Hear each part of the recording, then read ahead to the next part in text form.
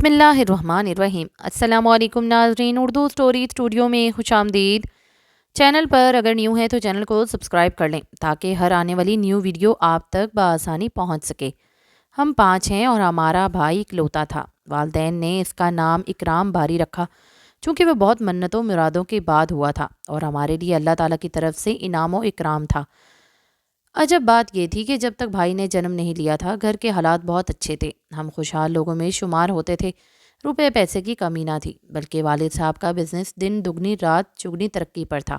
جب دولت زیادہ ہونے لگے، نوٹ سنبھالنے سے نہ سنبھلیں، تب آدمی کے دل میں یہ خیال جاگزیں ہو جاتا ہے کہ میرے بعد میری اس دولت کا کیا ہوگا، کون میری محنت شاقت سے کمائے ہوئے سرمائے کا وارث بنے گا۔ یہی خیال ابو کے دل میں بھی تھا اور ایسا جاگزاں ہوا کہ وہ رات دن اولاد نرینہ کے نہ ہونے کے غم میں گھلنے لگے۔ جب مایوسی حد سے بڑھ جائے رحمت کے بادل برستے ہیں۔ والد صاحب کی مایوسی پر اللہ تعالیٰ کو رحم آ گیا اور انہوں نے میرے والدین کو اولاد نرینہ کی خوشی سے نواز دیا۔ اب ہمارے گھر کی خوشیاں مکمل ہو گئی اور اکرام باری کی پرورش بہت ناز و خوخم سے ہونے لگی۔ جب اکرام نے 8ویں کا امتحان پاس کیا، والد صاحب بیمار پڑ گئے۔ وہ اب کاروبار کو زیادہ وقت نہ دے سکتے تھے، جبکہ کاروبار کے لیے کسی نہایت مخلص اور دیانتدار معاون کی اشد ضرورت تھی۔ ایسے میں ابو کی نظر اپنے قریبی پڑوسی ارشد پر پڑی، جو غریب ضرور تھا لیکن دیانتدار اور کئی خوبیوں کا مالک تھا، جو ایک خاندانی آدمی میں ہوتی ہیں۔ والد کی بیماری کا چچا ارشد نے سنا تو عیادت کو گھر آئے۔ تب والد نے ان سے اپنی پریشانی کا تذکرہ کیا اور استدعا کی کہ اگر آپ میرے بزنس کی دیکھ بھال کر لیں تو مہربانی ہوگی۔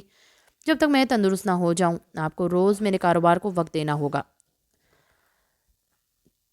چچا ارشد گریجویٹ تھے مگر بے روزگار تھے۔ وہ ایک زمانے میں بڑے زمیندار تھے، لیکن پھر ان کی زمین دریا برحد ہو گئی۔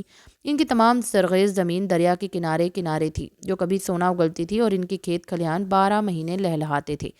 رفتہ رفتہ دریا نے رخ بدلنا شروع کر دیا۔ ایک وقت وہ بھی دن آ گیا کہ سارا اراضی پانی نے نگل لی اور 1 انچ بھی زمین باقی نہ رہ گئی۔ چچا کلاش ہو گئے کیونکہ ان کی خوشحالی تو اپنی زرعی اراضی سے ہی وابستہ تھی۔ چچا جدی پشتی زمیندار سے اور ان کے سوا کوئی اور کام نہ دیکھا تھا۔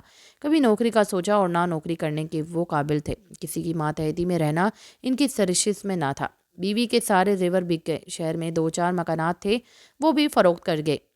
گزارا کرتے رہے، مگر اب مفلسی میں فاقوں تک نوبت آ گئی تھی۔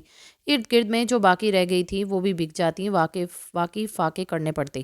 یہ کام آخری سہارا بن گئے۔ انہی کے کرائے سے دال روٹی چل رہی تھی۔ چچا ارشد بہت باغیرت اور خوددار تھے، کبھی کسی کے آگے ہاتھ نہ پھیلایا۔ روکھی سوکھی جیسی بھی عزت کے ساتھ گزر بسر ہو رہی تھی، وقت کو دھکیل کر جی رہے تھے۔ ہمارے تو بالکل برابر کے پڑوسی تھے، لہٰذا ان کا حال ہم سے پوشیدہ نہ تھا۔ والد صاحب کے بہت اصرار پر چچا ارشد نے ان کا کاروباری معاون بننے کا فیصلہ کر لیا۔ یوں وہ ابو کی جگہ ان کے آفس جانے لگے۔ اگرچہ کاروبار کا تجربہ نہ تھا، مگر اپنی فہم و فراز سے بزنس کی ڈولتی ناؤ کو سنبھال لیا۔ والد صاحب کو کینسر تھا۔ یہ بیماری طویل ہوتی ہے۔ شروع میں پتہ نہ چلا، جب پتہ چل گیا تو ان کو بے حد تشویش لاحق ہو گئی۔ بھائی اکرام بھی FA کا طالب علم تھا، اس کی تعلیم ہی مکمل نہ ہو سکی، بھلا وہ کیوں کر کاروبار سنبھال سکتا تھا۔ والد صاحب نے سوچا کہ میری زندگی کے دن تو گنے جا چکے ہیں، جو اہم فیصلے کرنے ہیں وقت پر کر لوں تو اچھا ہے، جانے بعد میرے کنبے کا کیا بنے۔ 2 بڑی بہنوں کی شادیاں ہو چکی تھی، وہ اپنے گھر بار کی تھیں۔ ان سے چھوٹی 2 بہنوں کی منگنیاں ماموں کے بیٹوں سے کر دی تھی۔ میں اور اکرام باقی رہ گئے تھے۔ والد صاحب کو اپنے کاروبار کے ساتھ ساتھ ہماری بھی فکر تھی۔ ایک روز انہوں نے فیصلہ کیا کہ وہ بیٹے کی شادی کر دیں تاکہ کا صحرا دیکھ لیں۔ اکرام بعد میں خود کوشش کر کے بہن کا کوئی اچھا رشتہ تلاش کر لے گا۔ بہت غور و فکر کے بعد وہ اس نتیجے پر پہنچے کہ چچا ارشد کی بیٹی سے بہتر اور کوئی رشتہ اکرام کے لیے نہیں ہو سکتا۔ ایک تو وہ اچھے خاندان کے فرد تھے اور قسمت نے ان کو مفلس کیا تھا، دوم یہ کہ اس وقت بے حد ضرورت مند تھے، دیانتداری سے ابو کا کاروبار سنبھالے ہوئے تھے۔ انہوں نے اس سے برے وقت میں نہ ساتھ دیا ہوتا تو ہم بھی مفلس و کلاش ہو جاتے۔ ابو کی سوچ ضرورت وقت کے تحت بری نہ تھی۔ ان کے بعد اکرام باری نے ہی کاروبار سنبھالنا تھا اور اب کا مرض تیسری سٹیج پر تھا۔ اب اگر چچا ارشد اکرام باری کا سہارا نہ بنتے تو کاروبار ٹھپ ہو جاتا۔ بزنس کی شدید بھی تو میرے بھائی بھی ابھی تک نہیں آئی تھی۔ وہ تو گھر سے اور کالج سے گھر تک ہی رہ گیا تھا۔ بے تحاشا روپیہ والد صاحب کی بیماری پر لگ گیا۔ ان کو ماموں جان بیرون ملک بھی علاج کے لیے لے گئے، مگر کینسر کے مرض میں شفا تو شاید قسمت والوں کو ملتی ہوگی۔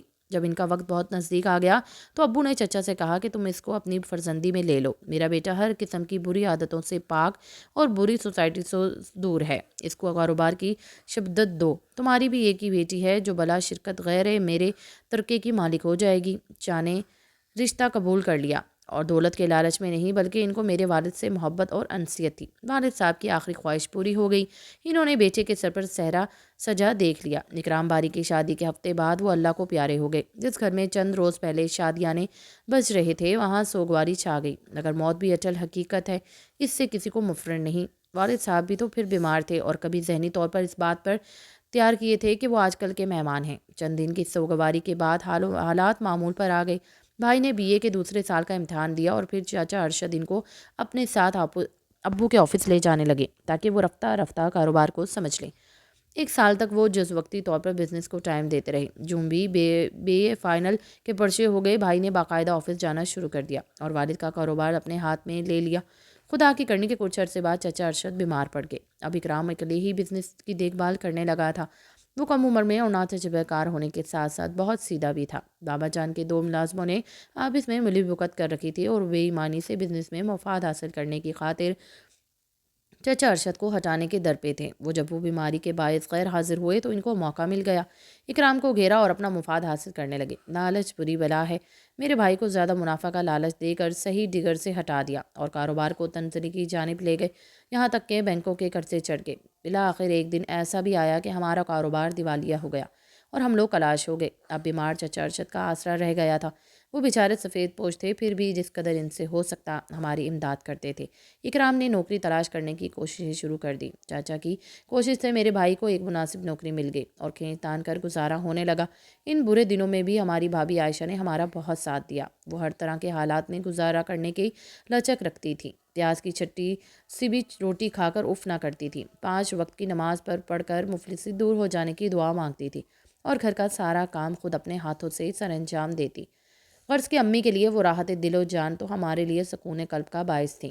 دن سدا ایک سے نہیں رہتے، کبھی کے دن بڑے ہوتے ہیں اور کبھی کی راتیں۔ بس اللہ تعالیٰ نے عائشہ کی دعائیں سن لی۔ اس کے والد کی دریا بزد زمین پانی سے نکل آئی۔ دریا نے اپنا رخ موڑ لیا تو پانی میں ڈوبی زمین نے دوبارہ سے جنم لے لیا۔ یہ ایسی زرخیز زمین تھی کہ مٹھی بھر دن دان ڈالے سے منو گندم اگنے لگتی۔ دیکھتے دیکھتے چچا ارشد کے پھر دن پھر گئے، فصل کے ثمرات ان کھیت اور کھلیان بھر گئے۔ چچا ارشد کے دن کیا پھرے، ہمارے دن بھی پھر گئے، یوں کہ اب جو کچھ بھی تھا وہ عائشہ کا تھا اور عائشہ ہماری تھی۔ عائشہ کا سب کچھ ہمارا تھا۔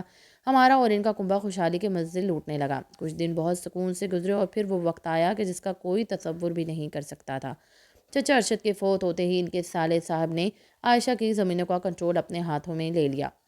عائشہ نے بھی اپنے چاپلوس ماموں کو اپنی زمینوں کا کارگر مقرر کر دیا۔ اس کے ماموں اور ممانی مستقل اس کے والد کے گھر آئے۔ ان کا ادھر آ بسنا عائشہ کا رویہ ہم سے بدلنے لگا۔ نہ جانے وہ لوگ کیسی باتیں اس کے کانوں میں پھونکتے تھے کہ عائشہ کا دماغ آسمان پر چڑھنے لگا۔ اب وہ ہم سے حقارت آمیز سلوک کرتی، یہاں تک کہ ساس اور شوہر کو بھی کچھ گردانتی نہ سمجھتی۔ وہ عائشہ جو ہماری زندگی میں نوید بہار بن کر آئی، وہ اب ہم کو گرداتی نہ تھی۔ ہم لوگ اس کو خار کی طرح کھٹکنے لگے۔ شومئی قسمت کی انہی دنوں ہمارے بھائی کی نوکری جاتی رہی۔ پھر کیا تھا، عائشہ ملکہ اور ہم اس کی رعایا بن گئی۔ وہ اب ہم پر ایسے حکم چلاتی جیسے ہم اس کے زرخید غلام ہوں۔ 2 وقت کی روٹی کے بدلے مجھے امی کو نوکرانی بنا ڈالا۔ ایک دن عائشہ نے اپنا سامان اٹھایا اور اپنے والد کے گھر چلی گئی۔ اس کے ماموں نے فصل آنے پر نیا شاندار مکان خریدا تھا۔ عائشہ اس میں سکونیت پذیر ہو گئی، اکرام کو بھی اپنے ساتھ لے گئی اور ہم کو ہمارے ابو کے گھر چھوڑ گئی۔ ہم کو اپنے بھائی کے چلے جانے کا دکھ تو تھا، لیکن امی کہتی تھی یہ بہتر ہوا، اب کم از کم وہ ہم پر حکم تو نہیں چلائے گی، ہم اپنے گھر سکون سے رہ سکیں گے۔ البتہ امی اور میں کبھی کبھار بھابھی کے گھر بھائی اکرام سے ملنے جاتے، تب عائشہ ہم سے سیدھے منہ بات نہ کرتی، ہم کو بچہ کچا کھانا دیتی اور سرونٹ کوارٹر میں ٹھہراتی۔ اکرام بھائی کو برا تو لگتا، مگر بیوی کے رعب سے مجبور اور چپ رہتے کہ کچھ زمین مکان مال و دولت تو عائشہ کا تھا۔ اکرام بھائی ہم سے بس اس قدر کہتے کہ میں خود ملنے آ جاؤں گا، آپ یہاں نہ آیا کریں۔ بھائی بھی بھابھی کی زمینوں کی دیکھ بھال کرتے تھے، جس کے عوض ان کو کچھ رقم عائشہ کے ماموں دے دیتے تھے۔ اس رقم سے وہ ہمارا خرچہ پورا کرتے تھے۔ یہ بات بھی عائشہ کو بہت کھٹکتی تھی۔ ہماری معاشی حالت اچھی نہ رہی تھی، میرے لیے اچھے رشتے نہ آتے، جو رشتے آتے گھٹیا اور ہمارے لائق نہ ہوتے، تب امی نکار کر دیتی، یوں میری شادی کی عمر نکلتی جاتی تھی۔ امی کو میری فکر تھی اور میں یہ سوچتی تھی کہ اگر میری شادی ہو گئی تو پھر میری ماں کا کیا بنے گا، وہ تو بالکل اکیلی ہو جائیں گی۔ مسلسل اہانت تمیز سلوک سے دل برداشتہ ہو کر ہم نے بھابھی کے پاس آنا جانا ختم کر دیا۔ وہ یہی چاہتی تھی کہ ہمارا بھائی بھی ہم سے کوئی ناتا نہ رکھے۔ بس انہوں نے بھائی کرام پر پابندی لگا دی کہ وہ جب نہیں آتے تو پھر تم ان سے کیوں ملنے جاتے ہو۔ بھائی سے قسم اٹھوائی کہ اپنے والدین کے گھر نہ جاؤ گے۔ 2 بچے ہو چکے تھے، اکرام بھائی بیوی بچوں کو نہیں چھوڑ سکتے تھے، سو انہوں نے ہم کو ہی چھوڑ دیا اور ہم سے کنارہ کر لیا۔ وہی ہوا جس کا ڈر تھا، بھائی ہمارا رہا نہ اور ہم بھائی کے نہ رہ گئے۔ ایک دوسرے کے پاس آنا جانا ملنا جلنا بند ہو گیا۔ اب تو عائشہ ہی بھائی کا سب کچھ تھی۔ اس وقت اکرام کو اپنی غلطی کا احساس نہ ہوا، شاید آنکھوں پر عمارت کی پٹی بن گئی تھی۔ وہ بھول گیا تھا کہ دنیا میں بیویاں کئی مل جاتی ہیں مگر بہن بھائی ماں باپ نہیں ملتے۔ تن آسانی میں اس نے حقیقی رشتوں کو کھو دیا۔ ماں نے بھائی کو کبھی بد دعا نہ دی مگر ٹوٹے دلوں کا صبر تو پڑ ہی جاتا ہے، جو آج ہم کو خوشحال مگر اکرام بھائی اور بھابھی بدحال ہیں۔ خدا کی لاٹھی بے آواز ہوتی ہے، اس کے گھر دیر ہے اندھیر نہیں۔ بھابھی کے ماموں کو ہارٹ اٹیک ہوا اور وہ اللہ کو پیارے ہو گئے۔ ان کی وفات کے بعد پتہ چلا کہ اراضی عائشہ کے ماموں نے کاغذات میں رد و بدل کروا کر اپنے بچوں کے نام کروائی تھی اور اب وہی اس اراضی کے مالک و مختار تھے۔ کار، بنگلہ، گھر کا فرنیچر تک کہ ان لوگوں نے اپنے قبضے میں لے لیا۔ ایک دن آیا جب اکرام بھائی اپنی بیوی اور بچوں سمیت ہمارے در پر آ پڑے۔ امی نے خندہ پیشانی سے بہو اور بیٹے کا استقبال کیا، منہ سے ایک لفظ نہ کہا۔ میں نے اس ایک اسکول میں بطور ٹیچر ملازمت کی اور پھر میری شادی میری کولیگ کے توسط سے ایک خوشحال زمیندار گھرانے میں ہو گئی۔ میرے پاس کسی شے کی کمی نہ تھی۔ والدہ کی بھی میرے شوہر کی دیکھ بھال کرتے تھے۔ جس گھر میں میری والدہ اقامت پذیر تھی وہ ہمارے والد صاحب کا تھا، لہٰذا اس پر اکرام کا بھی حق تھا۔ وہ بیوی بچوں کے ہمراہ اسی سائبان تلے آ گئے۔ میرے شوہر بار سوخ آدمی تھے، انہوں نے اکرام کو بینک میں اچھی ملازمت دلوا دی، یوں ان کا گزارا بہتر ہو گیا۔ اب بھائی اور بھابھی کو عقل آئی کہ دولت ہی سب کچھ نہیں ہوتی، اصل قیمتی اثاثہ تو حقیقی رشتے ہوتے ہیں۔ عائشہ نے امی سے معافی مانگی اور پہلے کی طرح ان کی خدمت کرنے لگی۔ کہتی تھی آپ کی دعاؤں سے خدا نے ہم کو تو نگر کر دیا تھا اور جب ہم آپ نے کی توہین کی اللہ تعالیٰ نے سب دولت ثروت واپس لے لی۔ اب تو وہ زمین جو ماموں زادوں نے ہم سے چھینی تھی وہ بھی ان کے پاس نہ رہی۔ دریا نے پھر سے آگے آ کر بڑھ کے وہ اپنا وجود سمو لیا۔ دریا کے کنارے جو زمینیں ہوتی ہیں وہ بے حد زرخیز تو ہوتی ہیں مگر ان کے بقا کا انحصار دریا کے وسعت اور اس کے بدلتے مزاج پر ہوتا ہے۔ جب دریاؤں کا سیلاب آ جاتا ہے یا پانی زیادہ ہو جاتا ہے جس پر بڑی چھالیں آتی ہیں تو وہاں بنی ہوئی بستیوں اور کھڑی فصلوں کے نام و نشان تک باقی نہیں رہتے، اور یہی نیر نگی زمانہ ہے۔ آج کوئی تو نگر ہے تو کل مفلس ہو جاتا ہے، آج کوئی عروج پر ہے تو کل خاک سے مل کر خاک ہو جاتا ہے، اس کا مقدر بن جاتا ہے۔ بس یہی قانون قدرت ہے، باقی دائم و قائم تو اللہ کی ذات ہے جو ہمیشہ سے ہے اور ہمیشہ باقی رہے گی۔